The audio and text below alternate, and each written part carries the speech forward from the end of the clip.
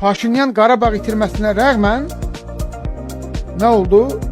Ermənistanda yeniden baş nazir seçildi. Deyəsən 3-cü dəfə seçilir. Savaşdan sonra, savaşdan sonra dərhal seçkilər keçirildi ki, eğer həqiqətən savaşı mən uduzmuşamsa, qoy məni, yəni Qarabağ itirilməyin günahı məndədirsə, təqsir məndədirsə də, qoy məni xalq seçməsin. O vaxt belə bir tələb qoydu. Yenə seçildi, təkrar seçildi. İndi buyursun Qarabağ Fatihi İlham Əliyev, buyursun seçki keçirsin hazır.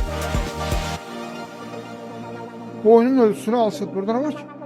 Buyur Cənab Prezident, keçir seçki.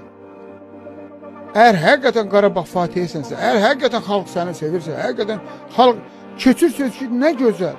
Nə gözəl, həm dünyada legitimliyi alarsan, barmağınla çıxardarsan hər kəsin gözünü ki, xalq məni seçib. Sən kimsən axı? Durub indi mənə yekə danışsan. Bitti, indi belədir. Buyursun.